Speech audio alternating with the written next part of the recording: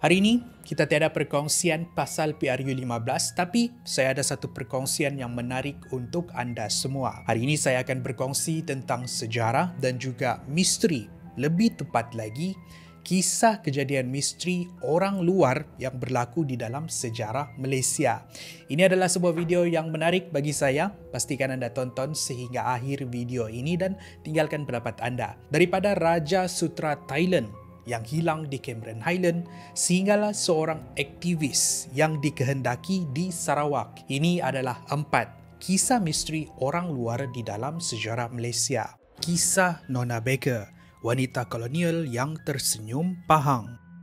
Ada sebuah rumah banglo besar terletak di Sungai Lembing, Kuantan yang hari ini telah dijadikan muzium, dikenali sebagai Muzium Sungai Lembing. Rumah ini dahulunya didiami oleh seorang wanita yang dikenali sebagai Nona Baker yang menemani abangnya dikenali sebagai VBC Baker. Abang dia ditugaskan oleh pihak British untuk menjaga aktiviti perlombongan di kawasan ini. Rumah ini juga sering menjadi tumpuan para gadis tempatan dan juga gadis Eropah untuk datang dan berkumpul, khususnya kalau masa perayaan Christmas. Sejak tahun 1920-an lagi sehingga awal tahun 1940-an, ini adalah sebuah rumah yang meriah dengan pengunjung.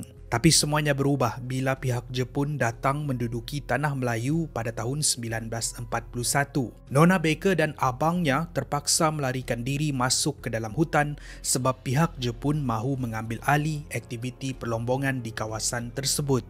Tapi sebelum masuk ke dalam hutan, abang Nona meletupkan lombong-lombong yang terdapat di Sungai Lembing, menghalang pihak Jepun menguasai kawasan tersebut. Malang bagi dua beradik ini, mereka meninggal semasa bersembunyi di dalam hutan. Di sinilah kisah kita menjadi semakin menyeramkan. Ada pengunjung yang datang ke Muzium Sungai Lembing melaporkan penampakan seorang wanita yang berpakaian era kolonial yang mundar-mandir di dalam rumah. Bila diteliti, wajah wanita tersebut mirip dengan gambar Nona Baker yang ada juga dipaparkan di muzium tersebut. Antara yang berkongsi kisah ini ialah seorang pemandu pelancong dikenali sebagai Pak Hitam. Kata Pak Hitam, Nona Baker tidak mengganggu pengunjung. Malah, kalau dia terserempak dengan penampakan Nona Baker ini, wanita itu hanya tersenyum. Pak Hitam juga menceritakan yang kawasan paling angker di dalam banglo tersebut ialah kawasan tangga. Di sinilah selalunya pengunjung akan merasa seram sejuk yang lain macam, seperti mereka sedang diperhatikan oleh sesuatu ataupun ada yang berada dekat dengan mereka. Di sekitar kawasan banglo juga ada sebuah kolam kecil. Di sini pun tidak kurang seramnya, di mana pengunjung sering melihat ada kelibat gadis yang selalu turun dari rumah menuju ke kolam. Itu antara kisah misteri yang dikongsikan oleh pengunjung. Kalau anda, macam mana? Kalau melihat wanita berpakaian kolonium tersenyum, lari ataupun tidak? Kisah Agnes Keith, Maharani Putih Sabah Sandakan. Tahukah anda yang Sabah mendapat gelaran Sabah Negeri di Bawah Bayu disebabkan oleh penulisan dari seorang penulis dari Amerika yang dikenali sebagai Agnes Keith. Agnes tinggal di Sabah sekitar tahun 1930-an sehingga lewat 1940-an. Dia tinggal bersama suami dan anak lelaki di sebuah rumah agam yang hari ini dikenali sebagai Rumah Agam Agnes Keith yang terletak di Sandakan. Sepanjang masanya berada di sini, Agnes banyak mengeluarkan karya buku tentang negeri Sabah yang juga bersifat kritis terhadap kedudukan British di Sabah pada waktu itu. Antara judul bukunya diadaptasi menjadi gelaran untuk Sabah, iaitu Sabah Negeri di Bawah Bayu. Namun begitu, bila Perang Dunia Kedua tercetus sekitar awal tahun 1940-an, dia dan keluarganya memutuskan untuk kembali ke Amerika Syarikat. Di sinilah kisah kita menjadi semakin menyeramkan. Sebelum pulang ke Amerika, Agnes ada membuat catatan terakhir tentang rumah yang didiaminya untuk bertahun-tahun lamanya. Catatan ini berbunyi, "Saya tidak percaya pada hantu, tapi setiap hari saya melihat seorang wanita tinggi lampai mengucapkan selamat tinggal kepada suami, mengambil bayinya dan turun ke jalan seorang diri di mana dia berdiri di hujung jalan dan menoleh ke belakang." Peristiwa misteri ini bukan sahaja dialami oleh Agnes, tapi juga dialami oleh seorang wanita yang dikenali sebagai Rosemary yang menghuni rumah tersebut sejak tahun 1955 sehingga tahun 1967.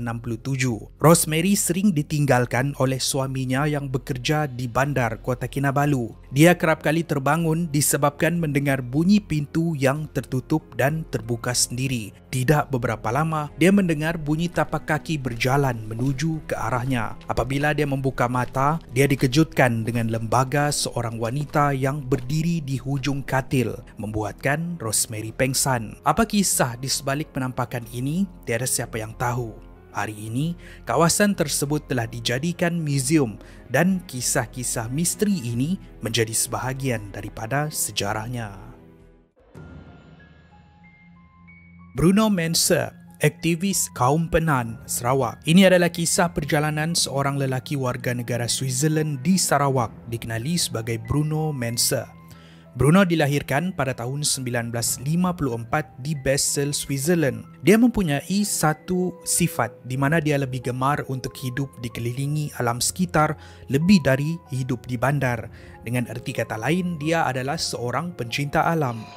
I'm just a man who, how do you say, if I say in Malaysian language, pencinta alam semula jadi. Dia memutuskan untuk keluar dari Switzerland dan tinggal di negara-negara sekitar Asia Tenggara, termasuklah di Thailand dan Malaysia. Sehinggalah pada tahun 1984, dia tiba di bumi Sarawak dan hidup di kalangan kaum Penan. Pada waktu itu, kaum Penan ialah kaum yang tinggal jauh di dalam hutan, kawasan yang sempurna bagi Bruno untuk tinggal. Bruno tinggal bersama kaum Penan selama 6 tahun dan selama 6 tahun ini dia melihat aktiviti pembalakan haram yang dijalankan di sekitar kawasan hutan mengancam kediaman kaum Penan. Dengan itu, dia lantang mengkritik dan mengecam tindakan pihak tertentu yang bagi dia menghancurkan kawasan sekitar. Bruno juga mengikut perjuangan kaum-kaum Penan untuk menghalang pembalakan haram dari diteruskan dengan mendirikan sekatan jalan. Kelantangan Bruno ini membuatkan dia diburu. Terdapat habuan RM500,000 ditawarkan kepada sesiapa yang membantu untuk menangkap Bruno. Ada satu ketika, Bruno kembali ke Switzerland disebabkan ibu bapa dia sakit, tapi dia tetap mencari jalan untuk menimbulkan kesedaran tentang pembalakan yang menghancurkan kawasan kediaman kaum Penan. Contohnya, dengan mendaki tiang setinggi 10 meter dan menggantung banner dengan pesanan mengkritik aktiviti pembalakan di Sarawak dengan harapan dapat membuka mata dunia. Dia juga lantang bersuara di jalanan. Dari tahun ke tahun, kisah Bruno ini mendapat perhatian kerajaan Sarawak sendiri, di mana Perdana Menteri Sarawak pada waktu itu, Taib Mahmud, membuat kenyataan diharapkan orang luar jangan campur tangan isu dalaman Sarawak, terutamanya orang seperti Bruno Mensa. Pada tahun 1998 pula, Bruno buat sesuatu yang epik. Untuk menimbulkan kesedaran tentang isu ini, dia terjun dengan menggunakan payung terjun dengan gambar bendera Malaysia, bendera Sarawak, nama Taib Mahmud dan juga nama kaum Penan. Dia mendarat di kediaman Taib Mahmud semasa sambutan Hari Raya sebelum ditangkap. Namun begitu, dari tahun ke tahun perjuangannya tidak membuahkan hasil. Semakin lama, orang-orang Penan sendiri dipaksa untuk menjual tanah mereka. Menurut Bruno, usahanya untuk bertahun-tahun tidak mempunyai kesan. Pada tahun 2000, Bruno cuba untuk kembali semula ke Sarawak. Walaupun telah diharamkan dari memasuki Sarawak, dia memutuskan untuk mendaki dari Kalimantan masuk ke dalam Sarawak. Ditemani dengan seorang lagi lelaki Penan bernama Nari, mereka memulakan perjalanan sehinggalah mereka tiba di Gunung Batu Lawi. Dia mendaki gunung tersebut berseorangan. Apa yang tragis, Bruno tidak pernah turun dari gunung tersebut dan sejak dari hari itu dia dilaporkan hilang. Tiada siapa tahu apa yang terjadi, mungkin dia tersesat, mungkin dia terjatuh, mungkin ada sesuatu yang lebih daripada itu. Itulah kisah Bruno dan kegiatan aktivisnya di bumi Sarawak.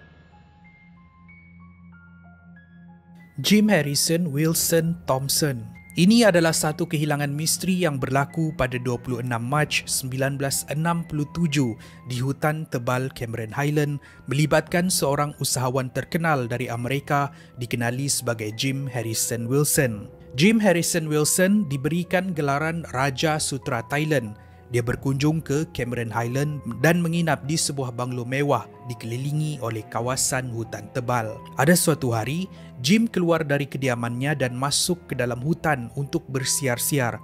Seharian dia berada di dalam hutan, sehinggalah tiba waktu senja, dia belum pulang ke rumah, membuatkan rakan-rakannya mula bimbang. Mereka segera membuat laporan polis dan pencarian besar-besaran dijalankan sehingga 300 orang cuba menjejaki keberadaan Jim. Syarikat Jim sendiri menawarkan wang habuan sebanyak $25,000 kepada sesiapa yang berjaya menemui Jim. Ini membuatkan orang dari luar negara datang berpusu-pusu ke hutan tebal Cameron Highland untuk mencari dia, tetapi usaha mereka semua tidak membuahkan hasil. Apa yang membuatkan kisah ini semakin misteri bila ada timbul desas-desus mengatakan yang Jim sebenarnya ejen CIA. Dia berada di Asia Tenggara untuk menjadi pengintip untuk Amerika yang pada waktu itu sedang berperang dengan Vietnam. Tapi bila identiti dia didedahkan, dia pergi ke Cameron Highland di atas alasan bercuti sebelum hilang tanpa jejak. Sejauh mana kisah misteri ini tiada siapa yang tahu. Apa yang pasti, kehilangan Jim Harrison adalah antara kisah misteri orang luar yang kini terpahat di dalam sejarah Malaysia. Terima kasih kerana menonton. Itu adalah perkongsian kita pada hari ini. Menarik ataupun tidak? Tinggalkan pendapat anda di ruangan komen di bawah. Akan lebih banyak lagi perkongsian misteri menarik seperti ini pada masa depan. Saya jumpa anda di episod yang seterusnya. Kupi-Kupi Go, menarik setiap hari.